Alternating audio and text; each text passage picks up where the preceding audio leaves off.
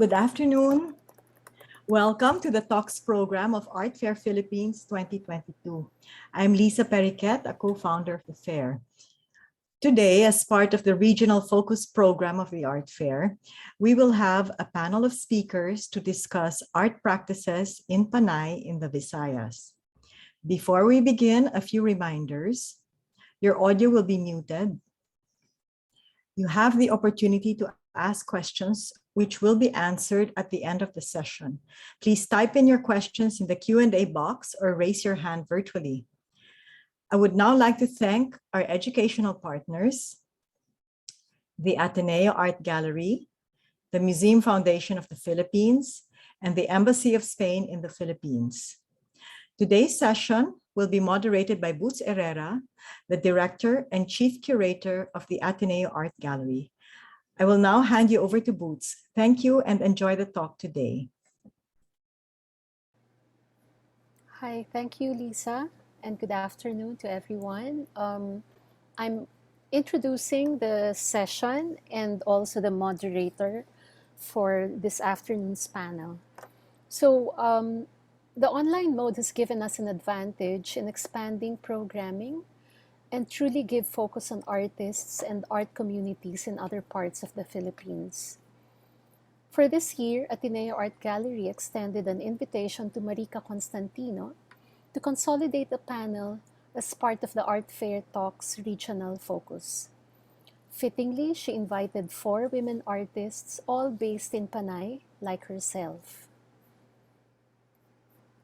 Marika is an artist, cultural worker, and independent curator who has participated in significant exhibitions, events, and projects in the Philippines and abroad.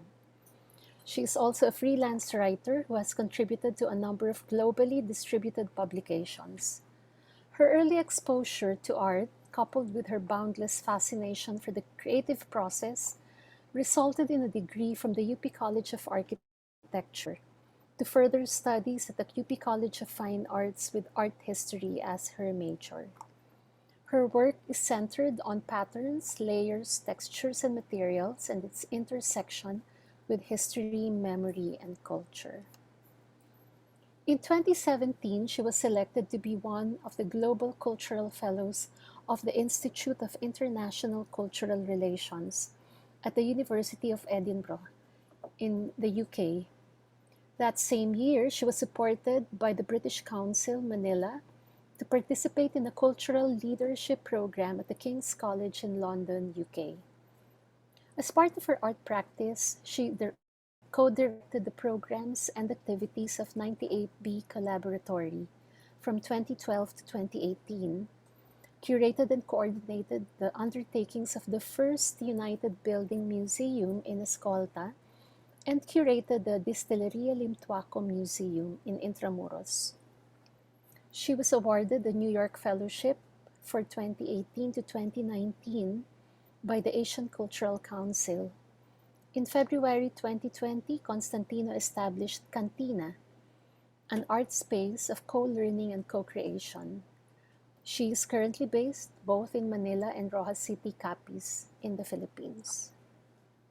And now let's welcome Marika Constantino for her introduction of the 4 artists to be featured in this panel discussion. Marika?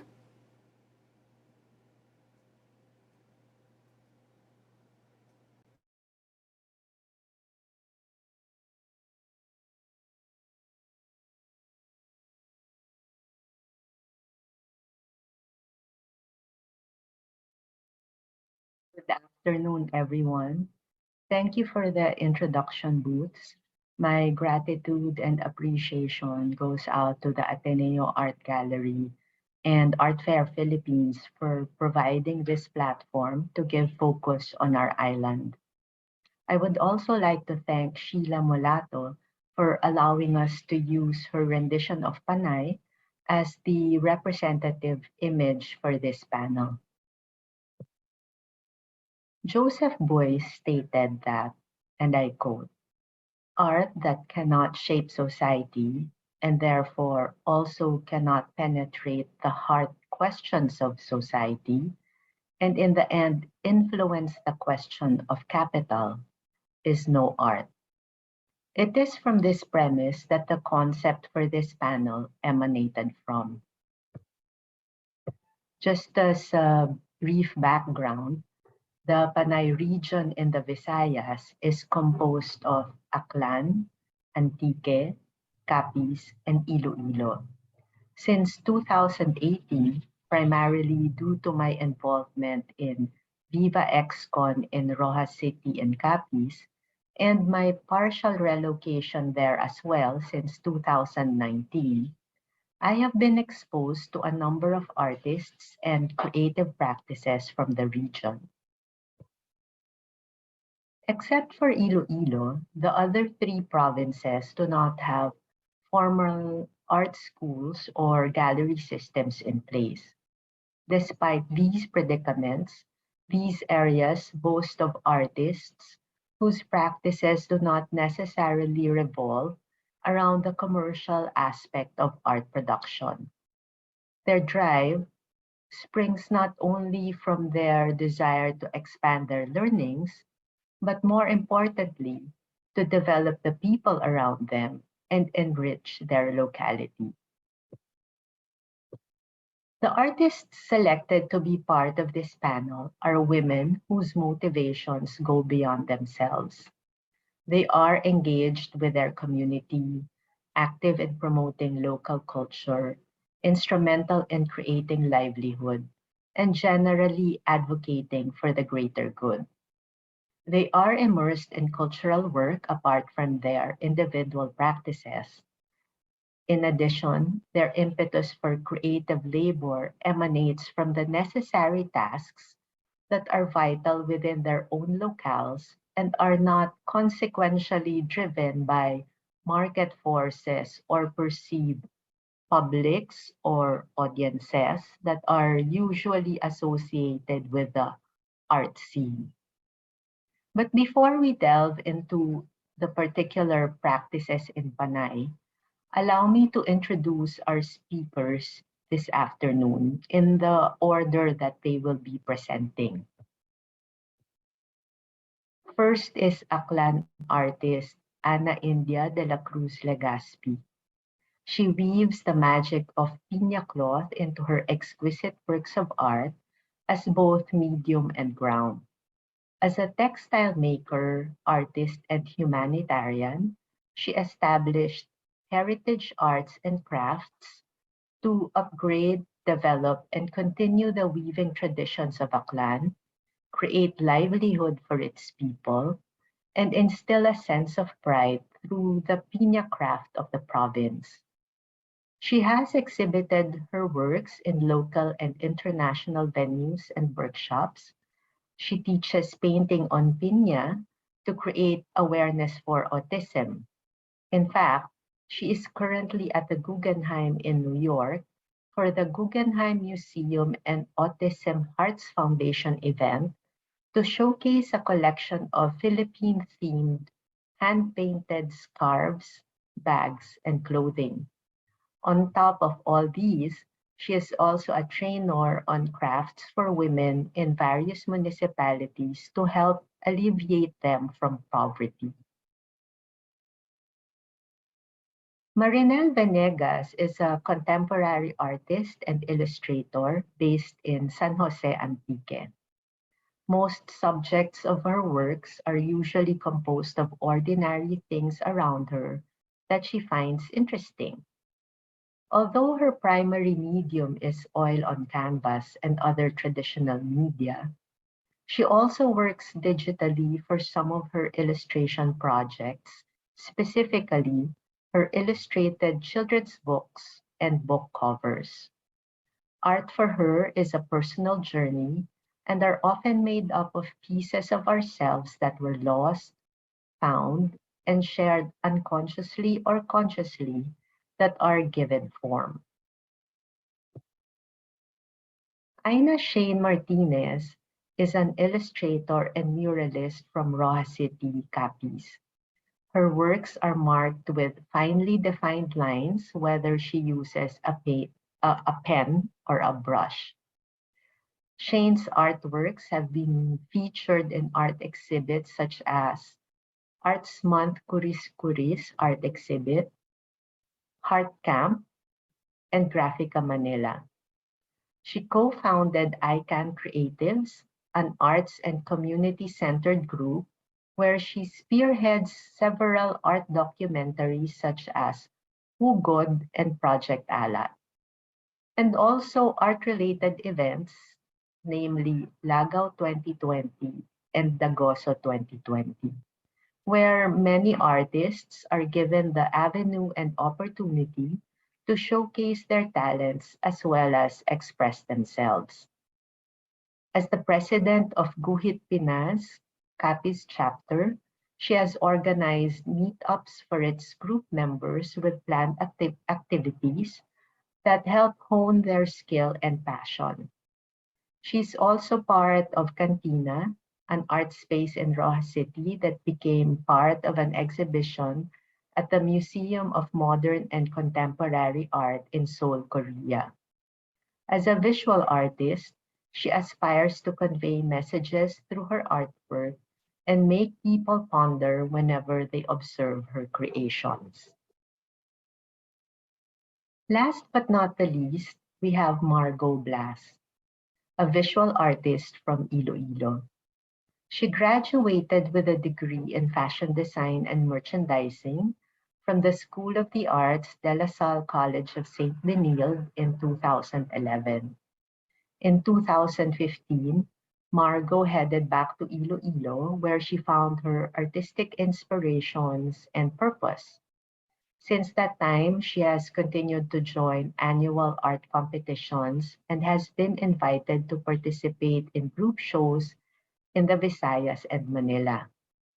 Margaux believes that art is a social representation of all possible sensations that a person can collect during his or her life.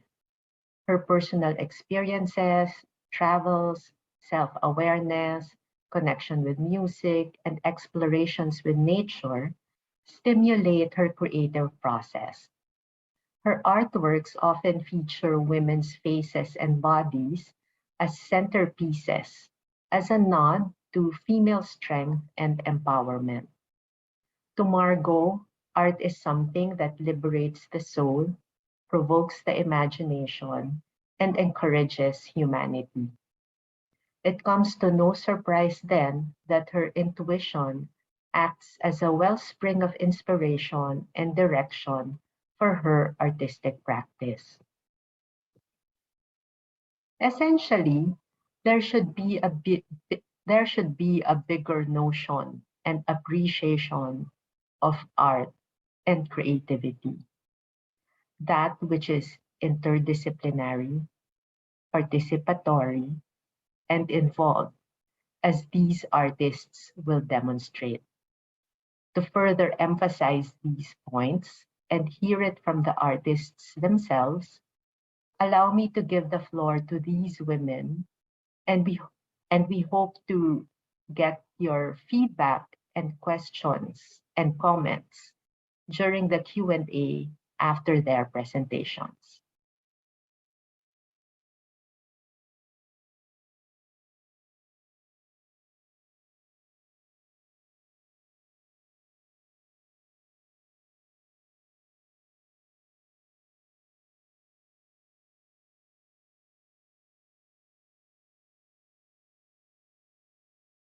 I am Ana India de la Cruz Legaspi, I'm a visual artist, and I finished my Bachelor of Fine Arts degree at the University of Santo Tomas.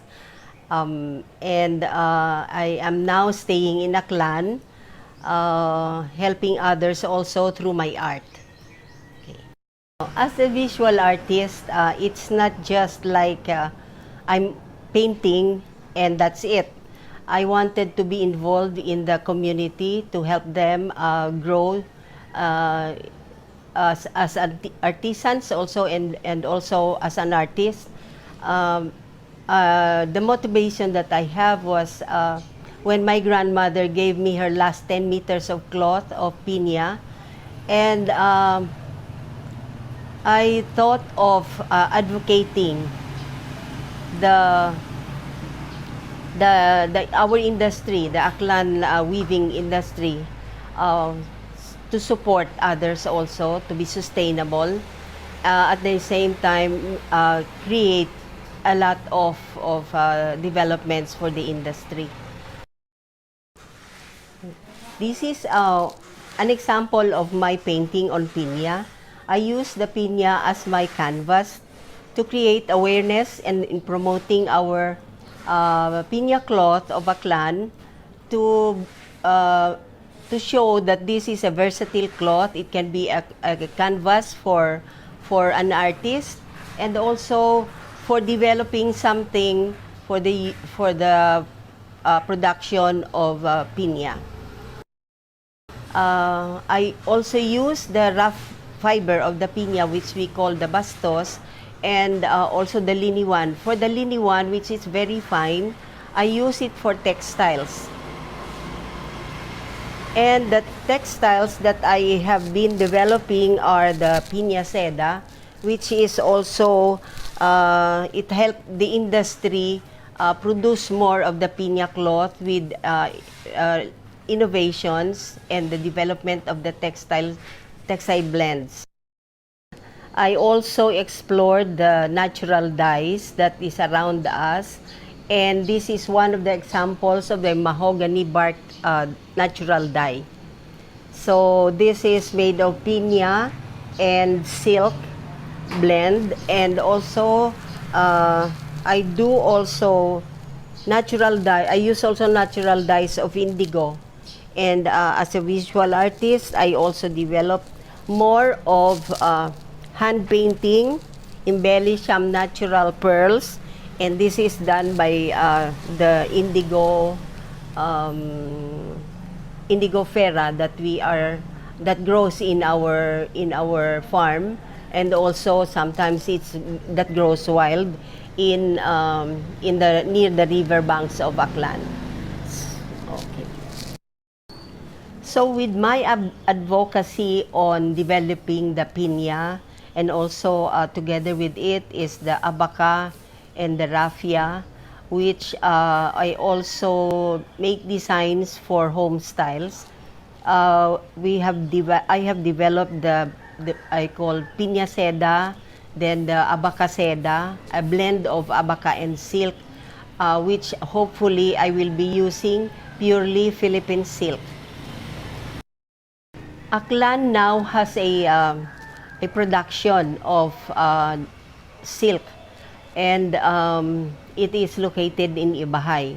So the dream of every weaver is we will have the silk for the piña seda blend.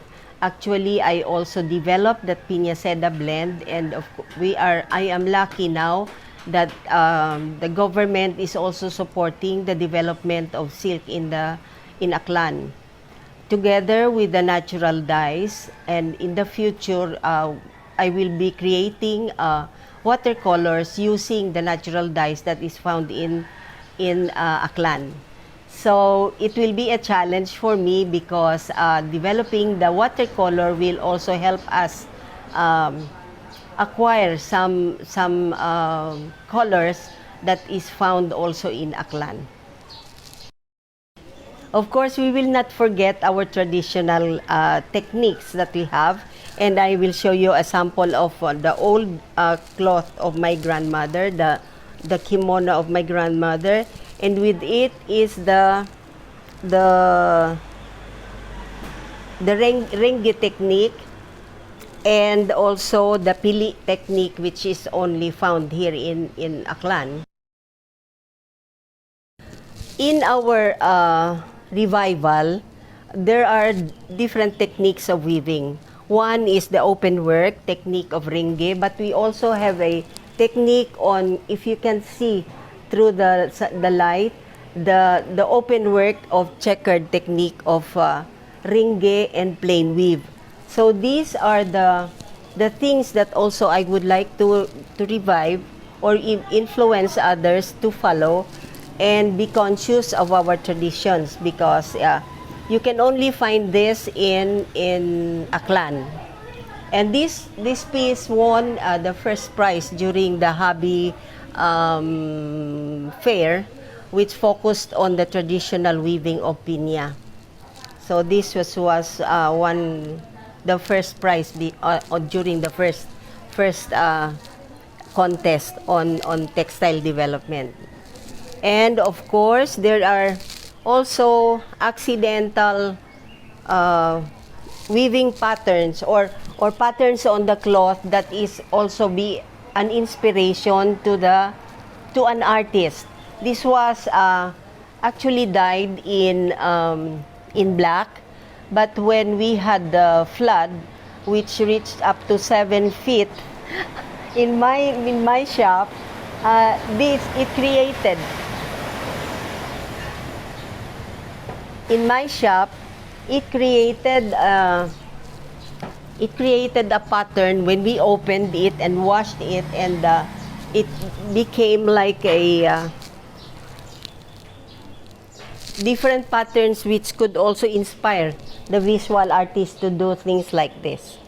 So nature can also be, it will be seen as a catastrophe or a disaster, but there are still positive things that you can get out of it, and this is one of those positive things to inspire me to do patterns from created by nature. Okay. As a visual artist, I also create patterns using contemporary designs, like combining Dupioni silk with piña and rayon, and also to create something of the tradition that we have for weaving. Like a combination of metallic threads. And this is my collaboration with PTRI, the Philippine Textile Research Institute, that we developed something like natural dyes, a blend on piña and silk with the metallic threads. So, and also, I also explore as a visual artist something for tapestry. This is an artwork which since I really like to do some weaving, this is an example of one artwork that I made for somebody, a Frenchman. He is also an artist. He did this, and we tried doing it in tapestry work. So we are also developing more of this in the future. And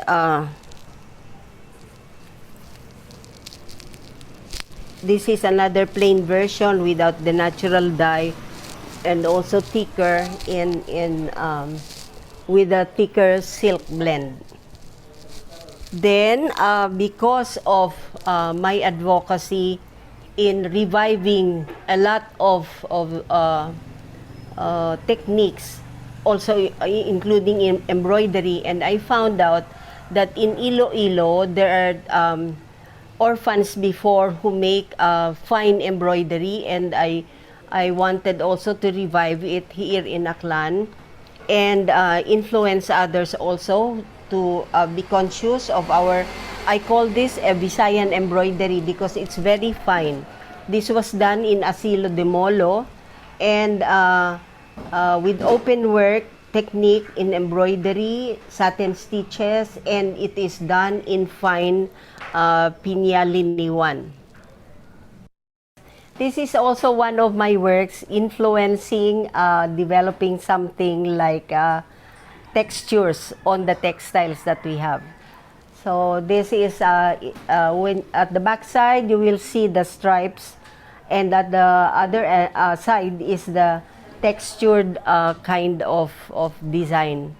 And this design, I call it Saint Francis, like a tattered cloth, to create humility expressions. So this is a combination of polyester and pinya and silk. Together with the enhancement of the pinya cloth, this is my part of my grandmother's 10 meters of cloth that she did. And when she when she saw me paint on silk before, because I studied Chinese painting, when she gave me her last 10 meters of cloth, I also made sure that I also do something differently on the embellishment of the cloth. And this is hand embroidered in Lumban, Laguna, and I dyed it also on red. And this is part of her legacy that she gave to me, that influenced me a lot on advocating several works for pinya.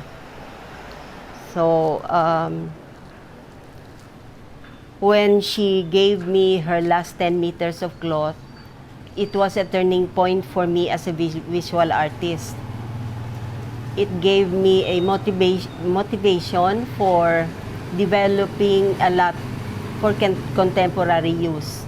The traditions that we have should not be stagnant, and it should be developed for contemporary use, so that it will not be lost in oblivion or in our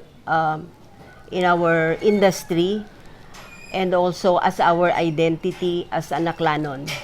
So pinya cloth is very much related or akin to the characters of the Aklanons, because I wanted also to portray that Aklanons are happy people, industrious, and also the rich natural resources that we have can be tapped with the visual artists' advocacies. Because I have so many advocacies that I want to create awareness, like the bamboo, the pinya, the fibers like abaca and silk. I would like also to influence the communities to go into the process to have a sustainable livelihood. And recently I am focusing on the ATAs that we have in the community. I trained them, or the government and I had a partnership to train the ATAs in the community, like the fiber extraction of the pinya and the knotting of the fibers for them to have a sustainable livelihood. I am also into fiber or paper making that we will be developing into other crafts that I could also tap others to create their own products, and teaching them how to do paper making. As a visual artist, I would like also to maximize my talent to share it to people and to children with autism. So I teach art therapy with children with autism, and these are the works that I taught them how to do in acrylic. This is done by Joff, and this is we went to a farm and I showed them the rabbits that we have in the farm, and this is how they created or made impressions on the rabbits that we have in the farm. This is done by Lore. He is 14 years old and also with autism. This is also Lore's work, and this was I showed them also the works of visual artists, like the works of Billy Burgos, my classmate, and I showed them the work and create their own create their own paintings using or getting an impression with the visual artists, and this is what the Lore had done with the influence of Billy Burgos' work. And also we did several abstractions, and this is what Calvin had done as his work.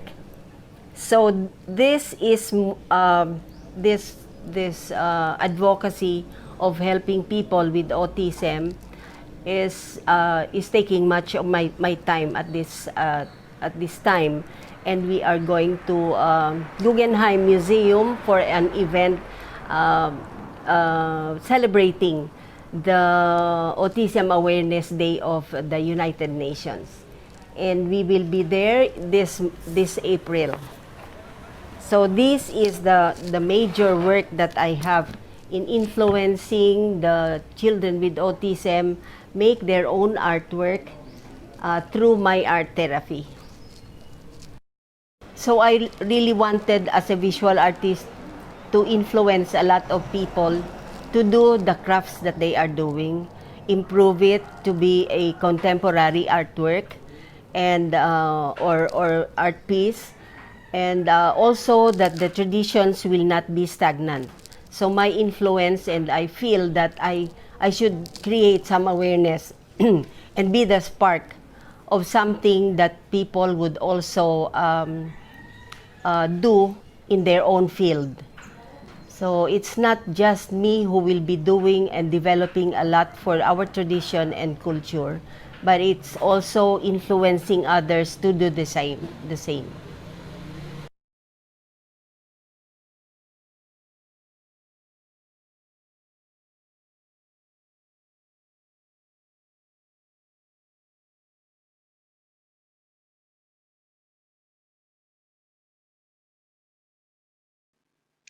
Hello, good afternoon, everyone. Firstly, I'd like to thank Miss Marika Constantino for inviting me and the Ateneo Art Gallery for giving us a platform to share our stories. I'm Marienell Venegas, an artist based in the province of Antique. A bulk of my work is done mainly in traditional media and mostly in oil on canvases. My earlier subjects are mostly focused on nature and still life. I'm a great I'm greatly inspired by artists who paint mundane, everyday objects around them. I find that fascinating because it always gives me pause to see them projected in a different light than I would normally or usually see them. So, for me, painting these ordinary objects is my way of shining a little spotlight on something so simple and ordinary that we would often overlook or take them for granted. As you can see, you can't get any less ordinary with tomatoes or dried leaves because I was fascinated with the light shining on it, a collection of colorful glass bottles, an old and decaying coconut leaves we call solidap that was used to make charcoal. I found this dilapidated object out in the field among overgrown weeds discarded after some local people finished making charcoal. And lastly, some locally woven patadyong handkerchiefs that was lying around, and it just happened to get the right light by the setting sun on the right at the right angle. So I took a picture as reference and painted it. Now, my journey with children's book illustration started early thanks to the efforts of fellow Antiqueños who gave me a chance to participate as a kid. These passionate individuals sowed the seed that would later encourage me to find meaning and worth in this kind of work when I crossed paths with it later in my life. I recall that event with fondness because, in all intents and purposes, I think that moment paved the way for me to pursue an art career. It also enabled me to meet talented individuals who would later serve as an inspiration to do the work that I do. It wasn't until 2016 when I was brought back to the publishing world. A friend of a friend recommended me to her writer aunt who was looking for a local artist to work with on her Kinaraya book cover. She and her family was currently based in Busan, Korea, so I was okay with corresponding through emails and vid calls. I was hesitant at first, mainly because I wasn't very confident with my illustration skills, but I gave it a go and that was a learning experience. My first project was a book cover for a book titled Sugidangan ng Kasadok, or in English means The Story of the Hat. It was a wonderful collection of short stories that was set in Antique during the author's childhood years. Looking for reference for the cover gave me a chance to explore our local handicraft industry.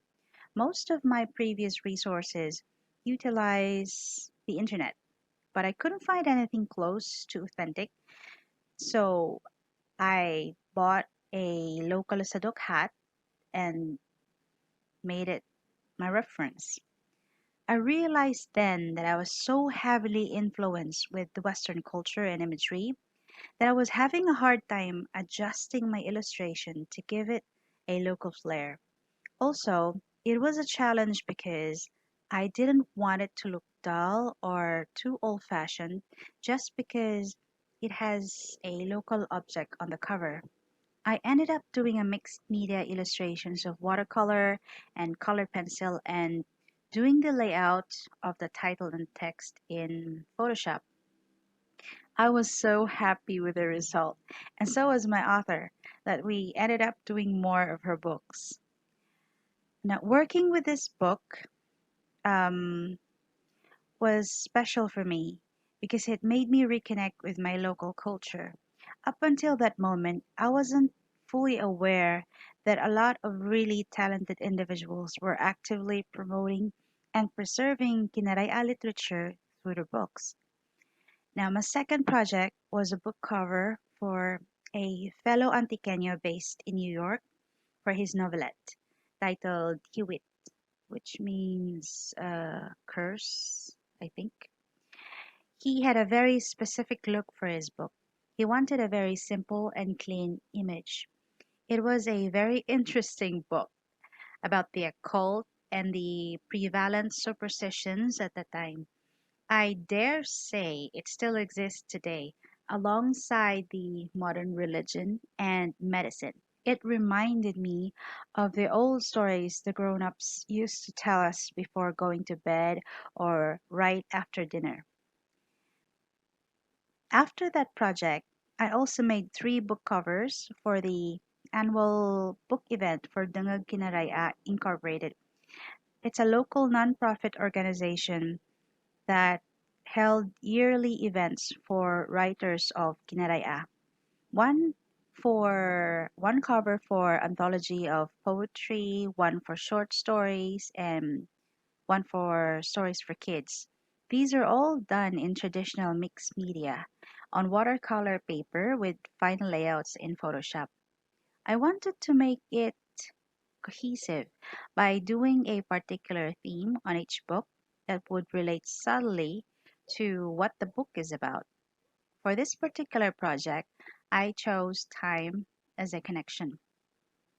For the Bugo nga Sugidanon or short stories, I made it a daytime scene of a dilapidated nipa hut by the roadside because in small barrios, conversation usually occur either after breakfast when neighbors are greeting each other and catching up with the latest gossips, or siesta when everybody is unwinding after a long, laborious morning. For Binilaybay or poetry, my setting was sunset. I felt like the subtle, romantic, and dreamy atmosphere of the setting sun portrays or reflects the essence of poetry. And for the Sugidanan Pambata, or stories for kids, I made it a nighttime scene of fantasy from a child's imagination. Now, come 2017, my author, Miss Linda Lee, proposed a project of an illustrated children's book. It took us, I think, about a year to finish this, as this is our very first book of its kind, and we wanted to make it as good as possible. This is my first full color illustrated children's book, and there were a lot of learning and researching along the way. And since we wanted this to be included in the schools, there were so many considerations to be made. Working on the children's book was completely different from doing a book cover. It was a lot of hard work initially. So I decided right from the start that I would make it digital as I was perceiving a lot of revisions and adjustments as we go along. And that was a completely self preservation on my part. It was less stressful that way. As an artist, some of the considerations are making sure the characters and the sceneries are given a hint of a local atmosphere. For example, the colors of the uniform to the nipa hut where the main characters live. The challenge with that was to mix traditional with modern convenience. I got the idea from my mother's house in the farm. She mixed a traditional hut made of bamboo and nipa with concrete and modern amenities. And in some way, this is still true in some of the houses here in the province today. I was also very concerned about the colors when I was making this. This book, excuse me, this book was geared towards kids from kindergarten to third grade, and so I wanted the colors to be attractive and interesting to them. There are night scenes in the book, and there was a monster there too. Though that scene was meant to teach a kid a lesson, I didn't want it to be too dark or dull or too frightening that it would scare them to read the book again all by themselves. We also made a small activity for kids to engage in and a glossary of Kinaraya words, its translations and synonym of the terms used in the book were unfamiliar. We felt that by doing this, it made the book a little more useful beyond than a short story for children, something that can be used as a source material for Hinaraya language. And since one of our main objectives is to make this accessible for kids, we worked with our local government and the local Department of Education to use the book as one of their learning assistants for elementary students. So, with that, we also had to comply with the regulations like specific fonts to use, the font size, and the book also needed to be approved by them. And thankfully, they did. By the next year, we started working with another book, and this time it's a nursery rhyme with downloadable music titled Juan Huaran Sinanto Pangbata. Miss Linda worked with a very talented local musician for the musical arrangements. This book promotes good manners and traditional values that children of today can learn and practice in their daily life, created into a song to make it more fun and easier to remember. The considerations for the illustration is the same, but I can still find so many things to improve when it comes to the details. And so I have to constantly recheck my concepts and ideas, like what to include, what to discard. And since this is a book for kids, it shouldn't be too cluttered that they will be distracted by the details of the image, that they fail to listen to the story and take the moral lessons trying to impart. We also added an activity page after every three nursery rhymes to encourage kids to participate and actively remember the lessons. And like the previous book, we added a vocabulary of words and a link of the music that they can download and enjoy. Working with these projects from start to finish gave me a sense of pride and appreciation, and it opened my eyes to the need of preserving our local culture. Sad to say, the old ways and customs are slowly disappearing, and I think writing and illustrating is one of the ways of recording these things for our younger. The work that we do is not mainstream, so few people are aware of it. I think this is greatly needed now because I noticed that some of the young kids these days are more familiar with the English language than our native tongue, and they live here. It's sad to see some parents prioritizing the English language that young kids speak it more fluently. I understand the need to make sure that the child is globally competent, but I hope not to the expense of our culture.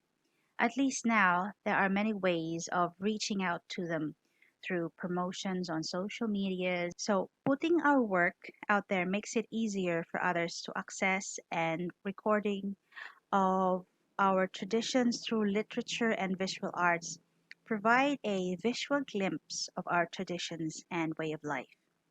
We have so many talented individuals here in Antique, and I hope that by starting illustrating books for our Antiqueño children, they will realize that this is an attainable goal for those who dream of maybe publishing their own work someday, that it is possible to realize this dream. Also, working with this project made me realize that so many fellow Antiqueños are eager to support and promote this advocacy. It also becomes a source of pride for the whole province. So I hope that the younger generation will realize the worth of preserving and promoting our traditions and cultures and sharing them to the world. Thank you so much for giving me your time and attention. Uh, have a great afternoon.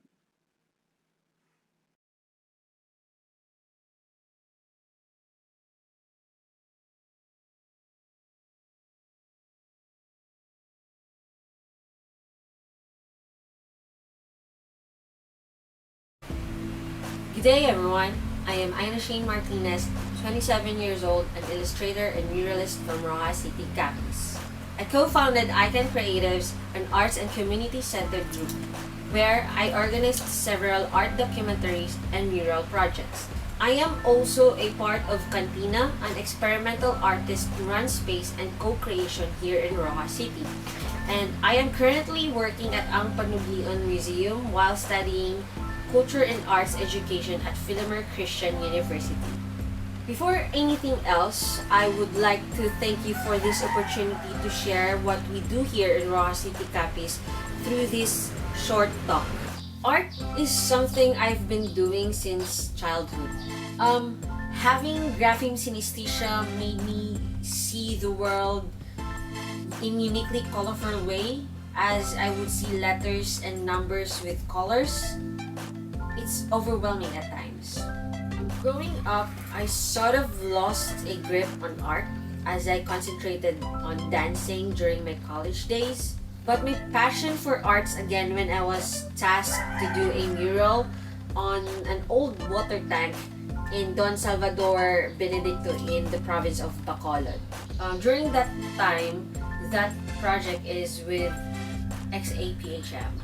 So we had to engage the community in order to get to know them and help them as well. And it was during that time that I embraced being an artist. I was able to see how big of an impact art can do in conveying what is true and what we aspire for. Then I took on several mural projects in Iloilo, and then I went to Antipolo and do some murals there, and I was able to help in the Makati Underpass mural project headed by AG Sanyo. I was walking there and then I saw them doing their work, painting the underpass, and then I volunteered to help them there. I have always been drawn to old music, as some would even tag me as an old soul, as well as to movies, pop culture. I am likewise inspired by artists like Junji Ito, Kim Jong-gi, Kirby Rosanes, and Tatiana Suarez. They are the reasons why my artworks are always with fine, defined lines, whether I use paint or ink as my medium. Upon coming back here in Rojas City, Maru and I started Icon Creatives in 2019. Together with our team, we connect with the local artists and engage deeper with several communities in our area.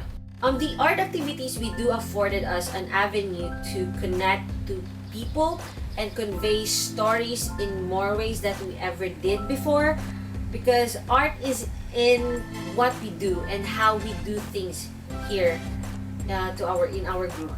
I love tales and stories, and I like telling them, and I believe in the capacity of arts to convey stories that transcends words and phrases.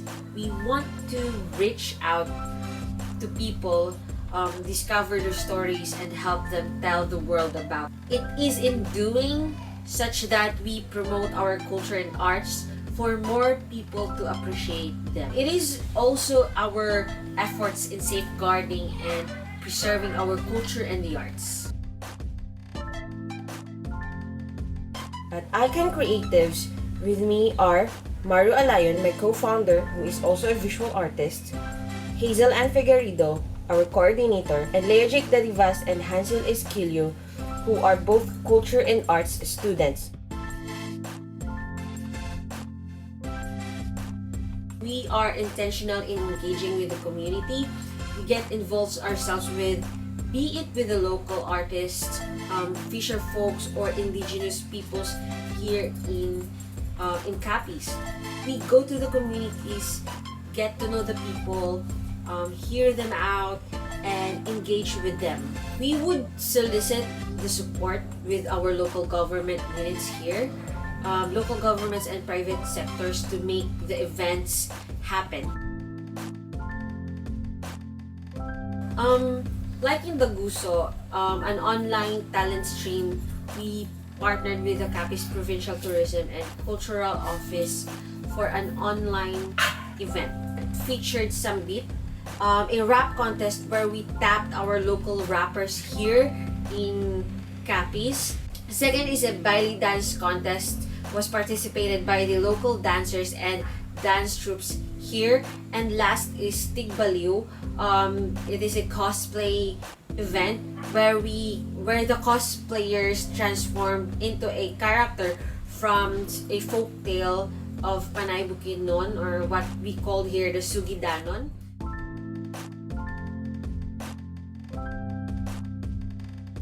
The Viva Excon, which stands for Visayas Islands Visual Arts Exhibition and Conference, where we did Manok sa Ulog, which featured our visual interpretation of the main characters of the epic Sugidanon of the Panay community, or Panay Bukidnon community from Tapas, Capiz, and Kalinog, Iloilo. We participated in Kalibutan, the World in Mind art exhibit. For this, we went to the mountains to meet with the cultural masters. We were able to come up with illustration of the characters, which we have a lot of future plans for, because we want to advance the promotion and preservation of the Sugidanon. And for Dihon, an online art talk and art demo, we partnered with the Ang Panugion Museum, and we invited several artists from other places to talk. teach and inspire as aspiring artists in Roca City. In Digamo, a showcase of food heritage, we partnered with the Roca City government and ang Panublian Museum to document a selected mothers from the community as they share what they usually prepare or for their families whenever they all together.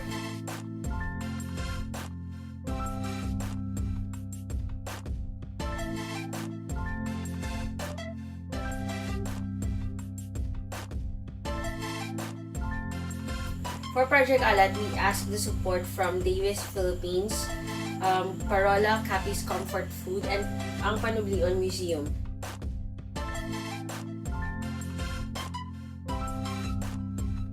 To bring murals to public spaces in selected coastal areas of our city, for we known as the seafood capital of the Philippines.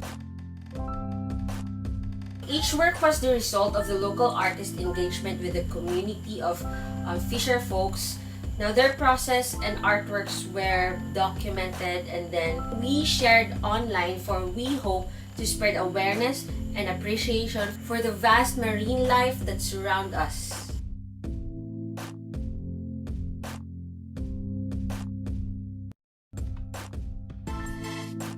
Now some of the challenges we encounter are financial setback.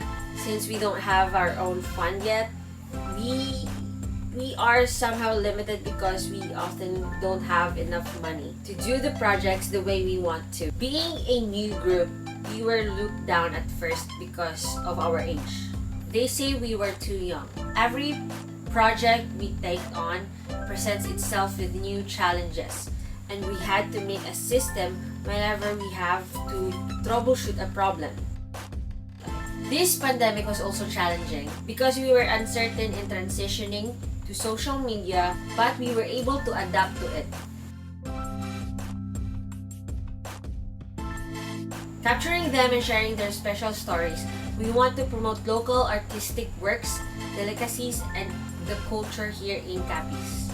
It fits that our tagline here is Capture Capiz, because we want to capture the arts and culture here and show to the world how rich and beautiful our home is through what we do.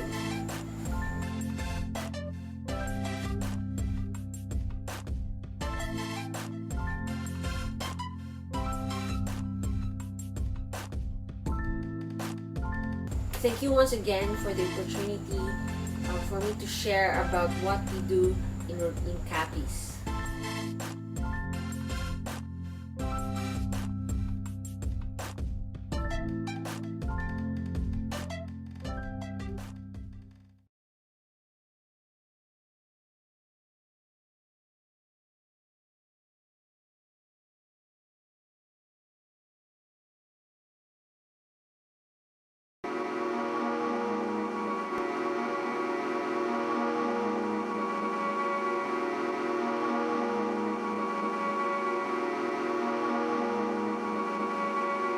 My name is Margaux Blas. I'm an artist, a designer, and an entrepreneur. I graduated from College of St. Benilde, where I took up fashion design and merchandising. I'm currently residing here in Ahoy, Iloilo. Ahoy is a coastal municipality here in the northern part of Iloilo. I live in a forested mountain where I'm also relatively close to the sea.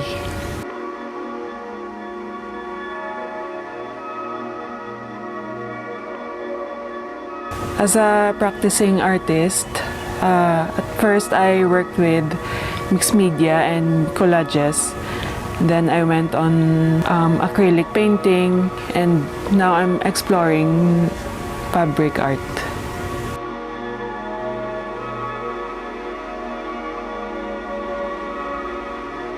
I believe that art is a vehicle of change. As a human being, I'm concerned with the problems that we are facing right now, like social injustice, climate crisis, and also my own existential crisis.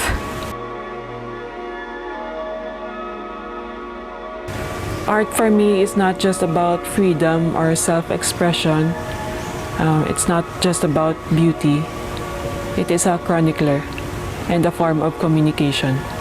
It is a medium that is humanizing, and also it encourages the people to go further.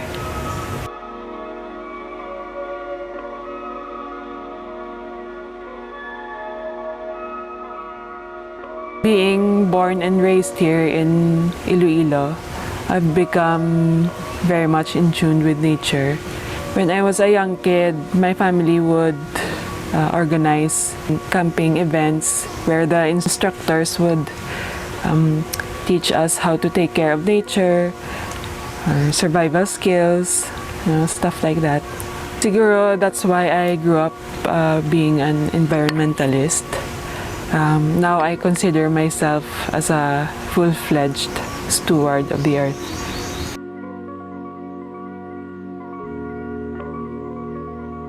I think traveling is important because it's an eye-opener, and to know other people's perspectives and their way of life. Experiences has always been my biggest mentor.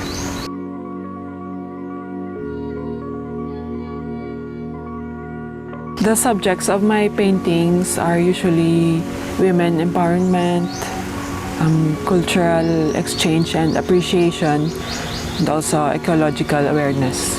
In my collages, I use old magazines and paperbacks as a form of recycling. Same goes with the fabrics that I'm using for fabric art and merchandise. It's all upcycled. And also as a female artist, sometimes I feel the discrimination in the art industry where it's predominantly male. It's always been an issue, and also I want to help local female artists and artisans develop their arts and crafts.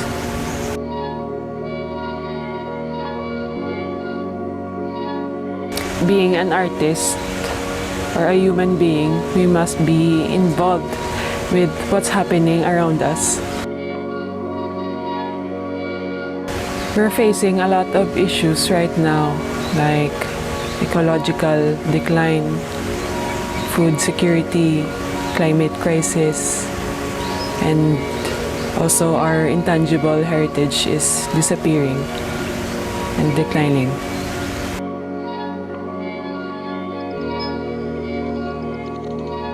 So you ask yourself, what can I do?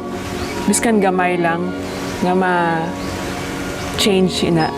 So in your own little way, sugod ka sa imong nga lawas. Baby steps lang. Manang gamay mo nga maubra, ang effect na sa kalibutan is dako-dako gid.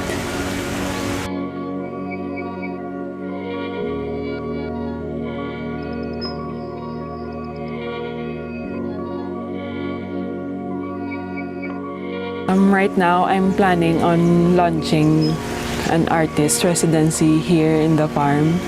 I've been working this out for some time now. The idea came to me when I made a small amphitheater here. Hambal nila daw may pagka malasimbo ang itsura sang lugar.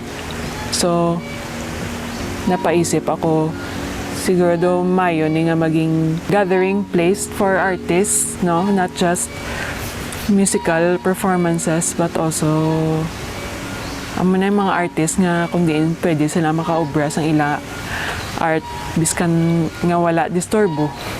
Siguro with that idea, feeling ko the seed has been planted. Some pandemic, it made me realize a lot of things. It was an emotional roller coaster for me as well. To be honest, I wasn't working much on my art, but instead I was planting and gardening as a means to cope up with stress and anxiety.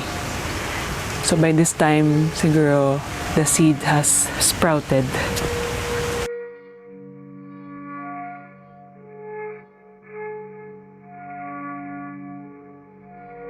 it finally came into a full circle when I had the opportunity to join the permaculture design course of Malaya Permacultura and also Linangan Art Residency in Cavite that is being run by the Garibay family. So with that, I merged the two and gave birth to this idea. My main intention for this space is all about ecological and cultural preservation. The main focus is the healing aspect to this, to let the artist build a relationship and connection with nature.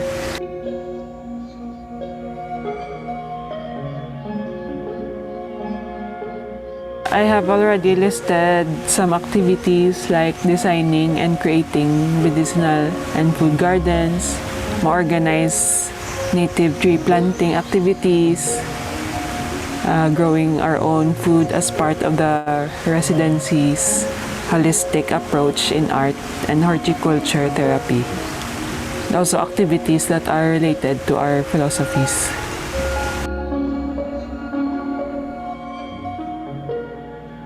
So subong may makita kita nga dako nga disconnect sa nga society with nature, no? So aim man namon nga ma-bridge inang gap.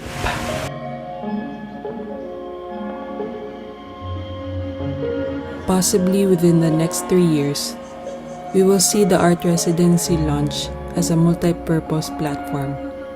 Under the residency, we offer studio spaces and accommodation for Filipino and international artists, artisans, musicians, performers, and collectives working with any media, with suggested areas of focus on ecological, agricultural, climate, land, rural, and socio-political issues, as well as traditional art preservation. Vibrant dialogue and cross-pollination of ideas, culture, and disciplines are highly encouraged, not just with their creative output, but also through community-inclusive lectures and workshops. The goal of these programs is to generate a diverse artistic energy that treasures the past, is highly conscious of the literal and figurative environment of the present, but ultimately has its eyes on the future.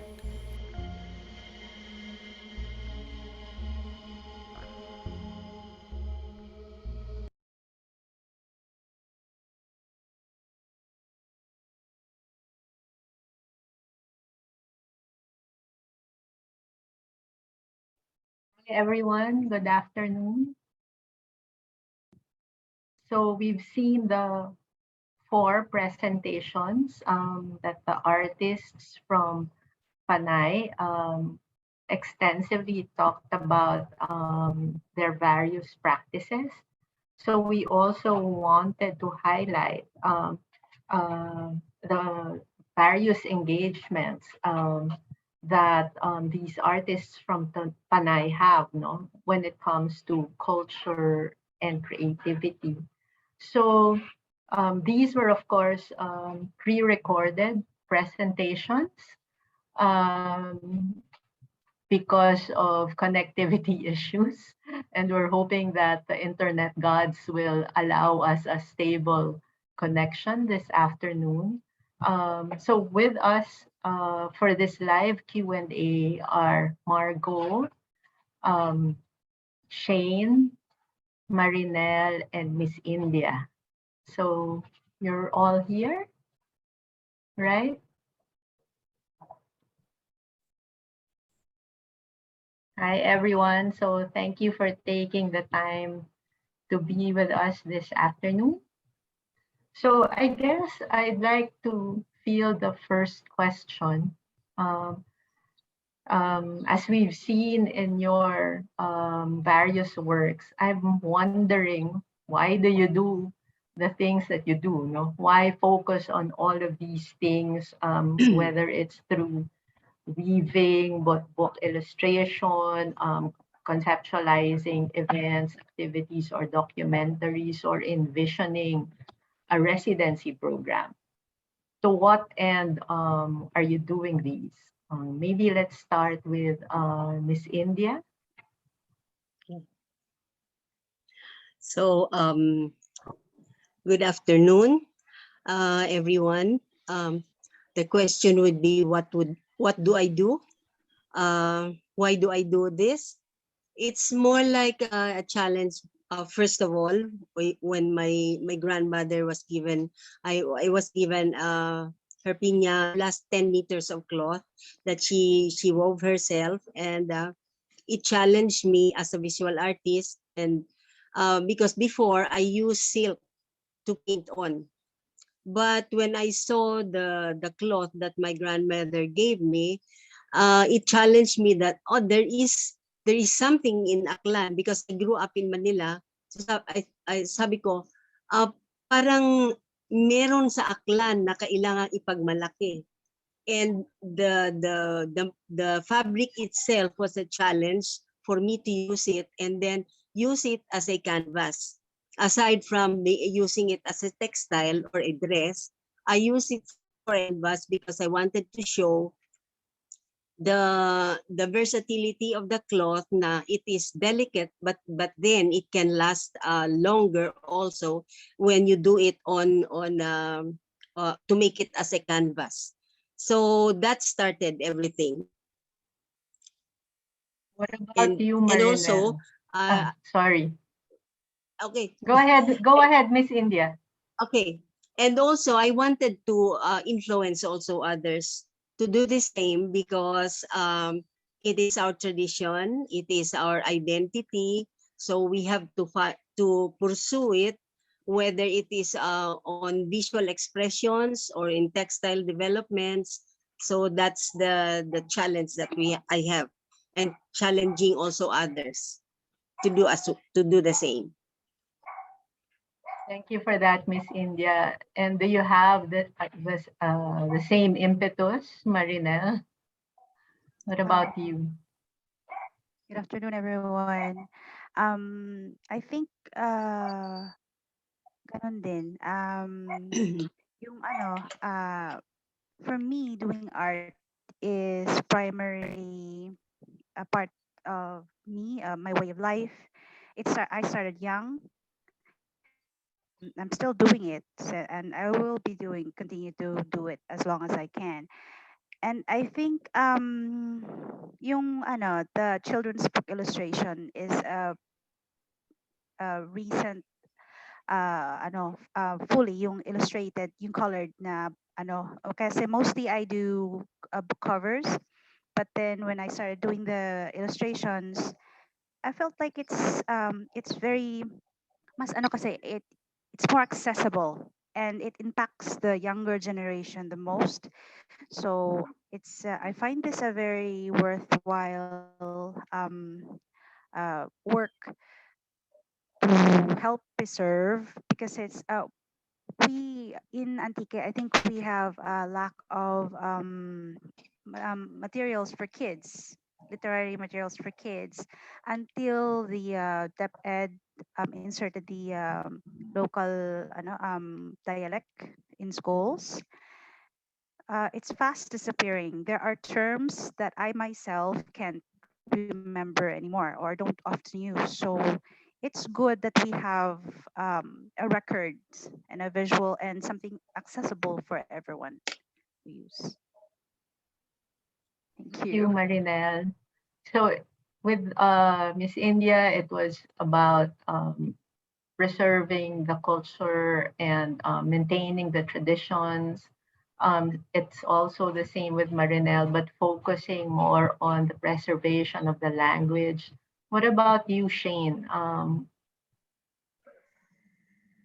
Okay. So what we're doing here in Capiz is Icon Creatives is giving a venue for sa lahat ng mga kabataan dito sa Capiz. Since there's maraming diversity kasi local trends ngayon.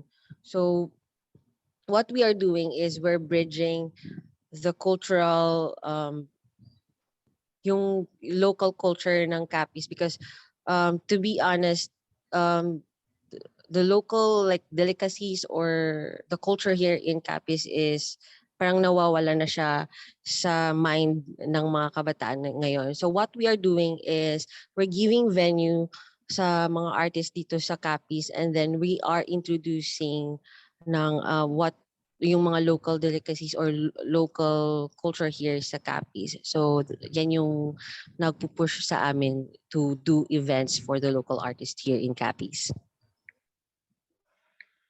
And for you, Margaux, your project is something that will happen soon, I hope. And as we've seen in the video, I'm sure a lot of people will be interested in participating with your residency. So why did you think about this, and what brought about this idea? I think the main goal here is to mapakita yung art sa local scene, and yung focus kasi parang nasa Luzon na so parang gusto ko din na mabigyan pansin yung mga artists sa rural areas, and just to help out. Okay, thank you for that. So maybe before I ask other questions, let's go through the chat box, and I'll just read through some of the questions that were posted. And this is from Ferdinand Marquis Fuentes, and I guess this is this is addressed to Miss India. So he asks, for painting on piña and other local natural textiles, how are they prepared or primed for painting? How are they constructed as a canvas? Are they any different from regular traditional canvases? And what type of paints are used? Daming questions, but maybe you can answer these questions briefly to help Ferdinand. Okay. Okay, thank you very much for the inquiry or the question. Actually, when we do the weaving, it's more like basic weaving lang yon. And there's no special techniques on the weaving for the canvas. It's direct textile painting. I usually use acrylic before, and then since the liquid paints on textile is not available, we to soften the acrylic, we add more water to it. Parang it will become soft then when you apply it on the textile itself. So, but if you want to have a texture and purely canvas lang siya, na hindi nyo, it will not be used as a dress, then you can apply the thick ones with textures on acrylic paints. So there are two kinds that we use. One is the textile paint. Another is it's an imported one, pero very liquid, but it can be used for silk, for denim, for piña, and for abaca as well. So the versatility of the cloth can adjust to the paint that we use. Okay, thank you, Miss India. So let me go to two questions, and this is addressed probably to Marienell. I'll combine these two questions. One is from Jana May Lagno, and the other one is from an anonymous attendee. So I'll just read through it. Hi, I am intrigued po sa illustrated books. I'd like to ask if there's an illustrated published books like Hiwit that is already translated into the Tagalog language.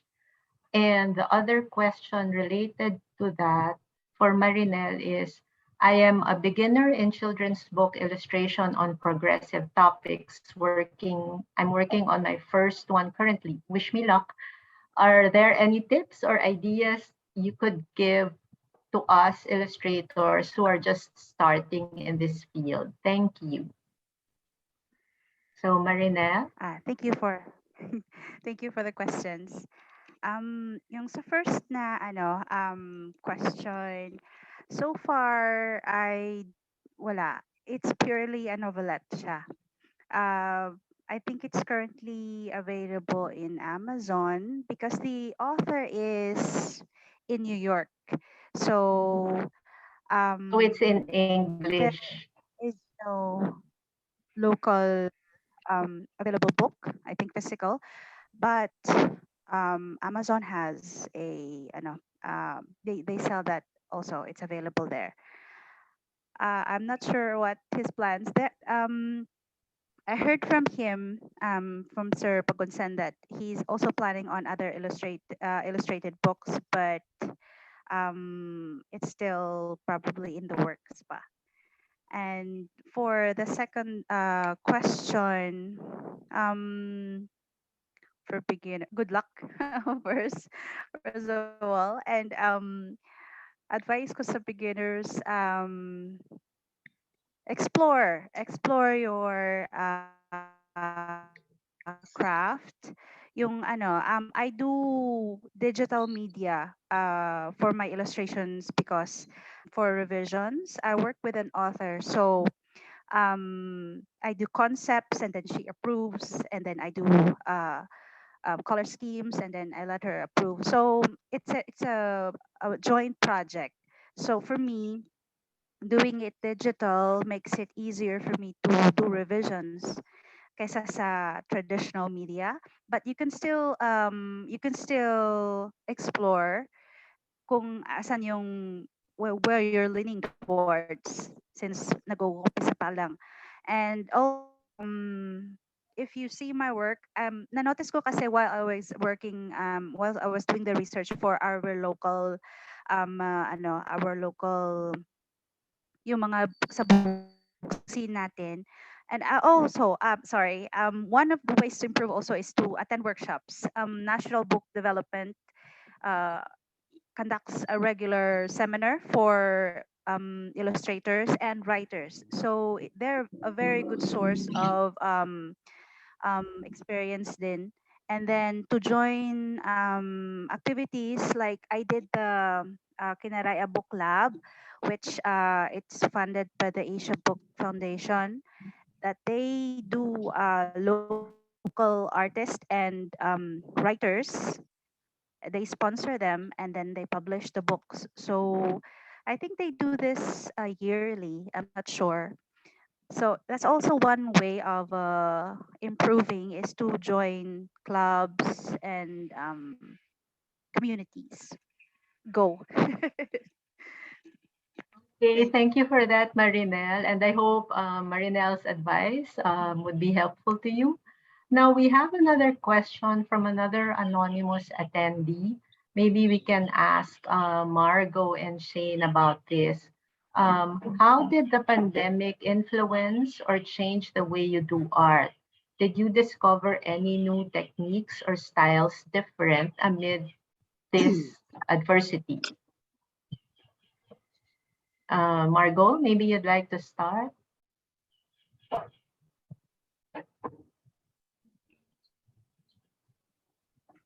So during the pandemic, I attended this permaculture course.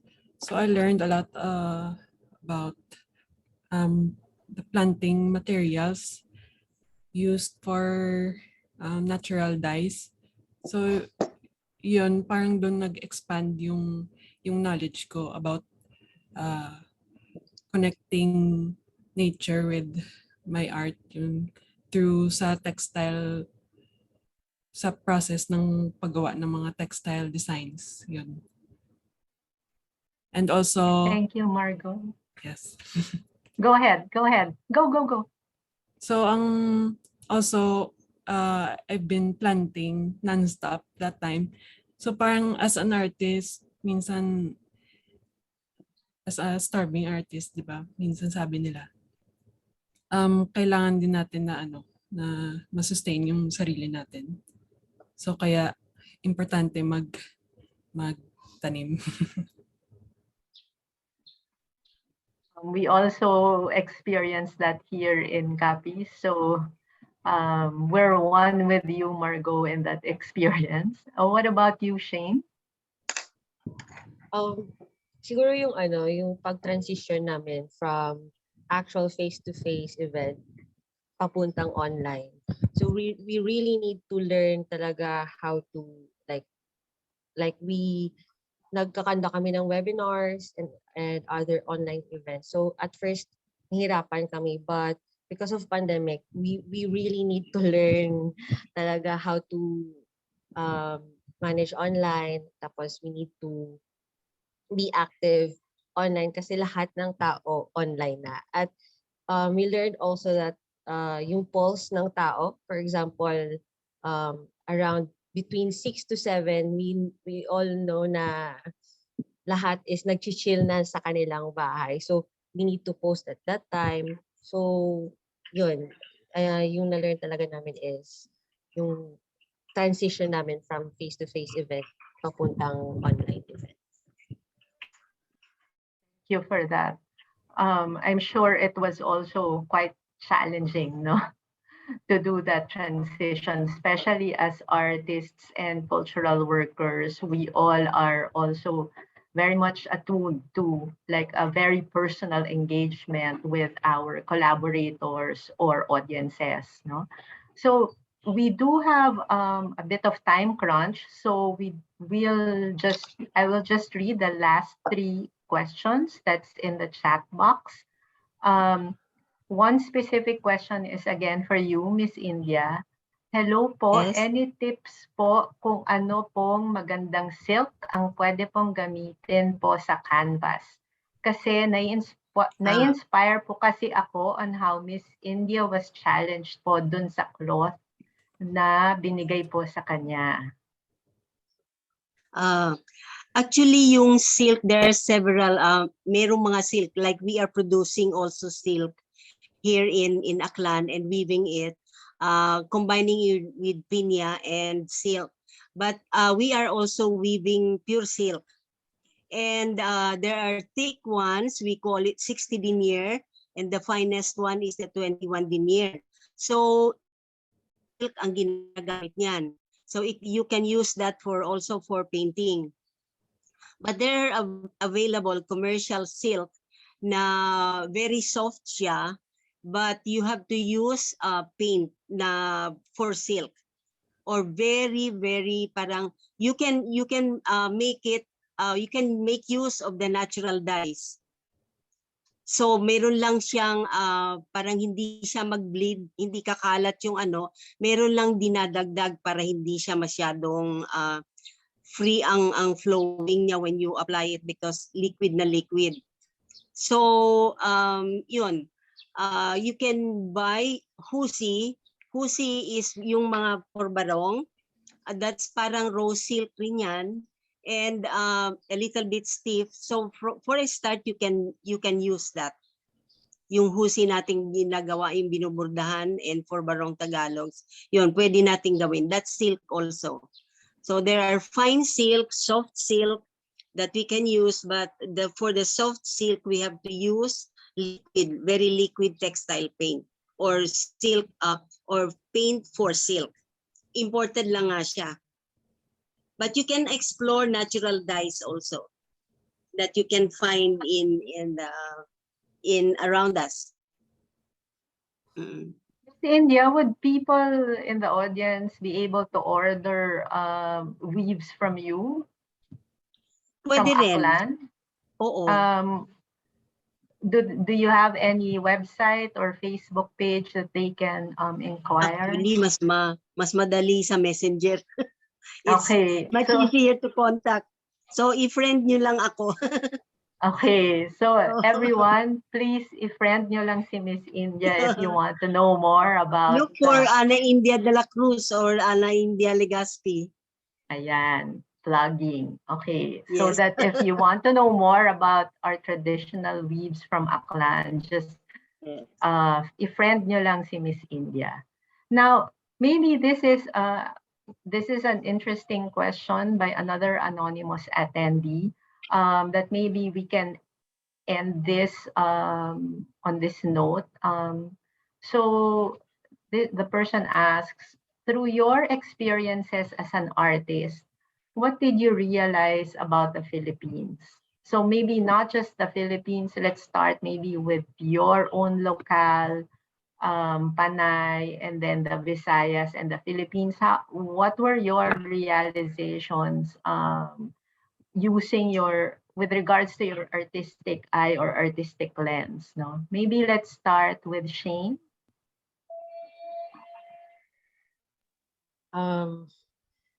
Parang ang hirap. Sige. So yung parang yung realization ko is,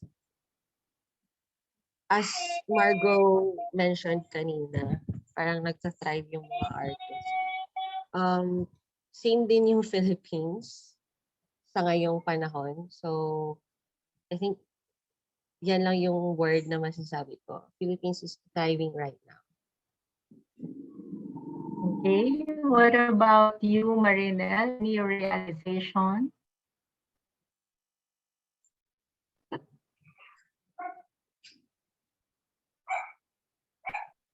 Sorry. I realized na even here, just in Antique, there were so much that I haven't explored, like locally, and then so much that I forgot.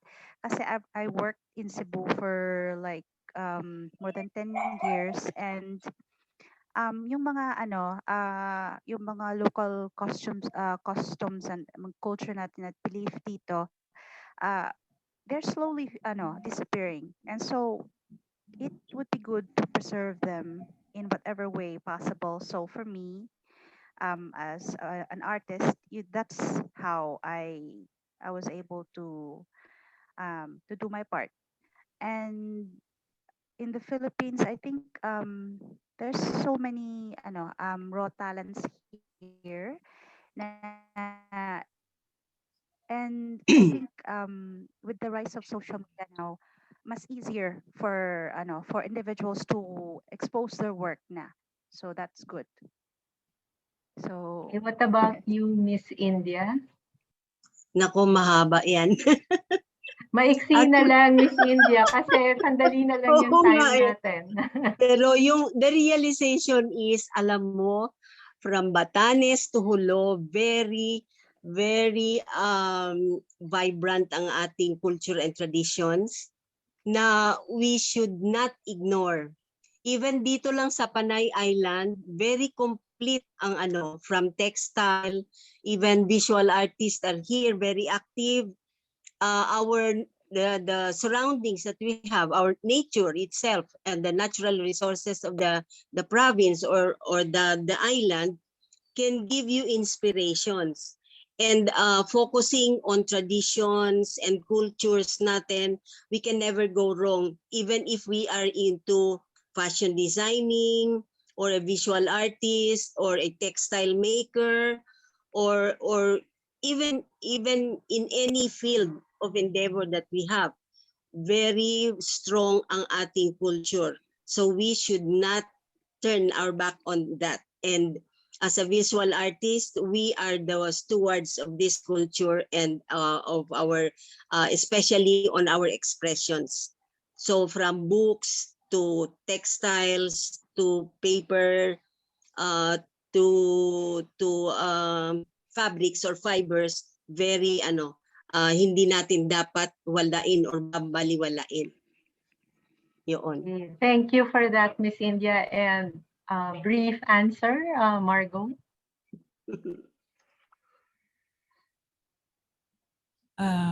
Siguro, dito sa Philippines, sobrang diverse and yun, vibrant yung arts and culture.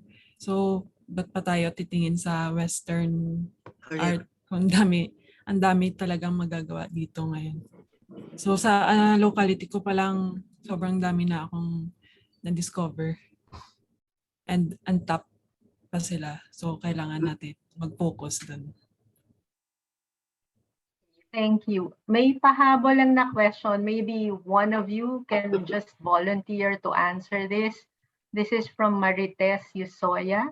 How can you, us, women artists, make art sustainable and competitive versus men artists? Okay. Would anyone want to answer this? Can I? Yeah, sure, Miss India. Oh, as women are more sensitive, more conscious of our surroundings, so we can express more of our skills. And it's not only through painting, but other medium of expressions that we can excel on our own. So we should not be intimidated by men artists. We have our own niche, kumbaga. So customs and traditions, the characters and the influences of what is around us, we are more sensitive to do it. So let's do it. Okay, thank you. And I guess whether or not you're a man or a woman or whatever gender you identify as, I guess the bottom line is for all of us artists to continue making art and to remain true and genuine in terms of our explorations. And with that, I'll pass on this last question to Miss Boots Herrera. And maybe she can also do the closing. Anyway, the last question is, will this be uploaded online and shared publicly so people who weren't able to join us can view this when they are free? So with that, Boots? Or maybe Lisa can answer that question. Yes, I can answer it. We will be uploading the talks that we're allowed to upload, which I assume you guys are allowing us to do so. In about a week or two after the art fair closes, because it takes some time. And it will be viewable on our YouTube channel. Okay, I think I'll close for today because Miss Boots can't be found. Maybe she has to do something in the art fair, in the Ateneo Art Gallery. I wanted to thank all of you. I found it really interesting to hear about the activities that you're doing and to enrich your communities in the lines of arts and culture and in all different areas, no? Environment, traditional practices, art, all of that. I find it so inspiring. I think you're all kind of warriors, you know, cultural warriors. So please continue what you're doing so that you can inspire the people around you and the people also who visit your communities to enjoy and appreciate the arts and culture we have in our country. So congratulations and thank you so much for showing us also how it's working out in places that are not the big cities that we're familiar with. So thank you for that, Maui. Before we go, I would like to ask for a photo shoot lang. We'll just take a photo because this is our way of documenting the talk. If you don't mind, if you can share your smiles, please. Hi, good afternoon, everyone. Thank you so much again for joining us today for our Talks program. Please give us your biggest smile. 3, 2, 1, smile. One more. 3, 2, 1, smile. Thank you. Okay. Thank you. So, thank you, everybody. And see you somewhere soon, maybe in the art fair. Thank you. Lisa. Thank you very much. Yes. Is your mom Maribel Ongpin? Yes, yes. yeah, we've met sa hobby. We have met, yeah, many times. My mom is a fan of yours, actually. Yeah, I'm her fan Real too. fan. Nice to have you join us here naman in the art fair. You're all Oh, over. thank you for The giving art this fair. opportunity. Thank you so much and good luck. Yeah, Lisa, send my regards to Tita Maribel. Sure, I will do that. Thank you. Okay, thank you, everyone. Thank you. Good afternoon. I'd like to thank again our education partners, the Ateneo Art Gallery, the Museum Foundation for the Philippines, and the Embassy of Spain in the Philippines. Our next talk will be later at 4 p.m. on the residencies program that we've started at the art fair. Hope to see you there. This is a great program that many artists will be interested in. Thank you and good afternoon.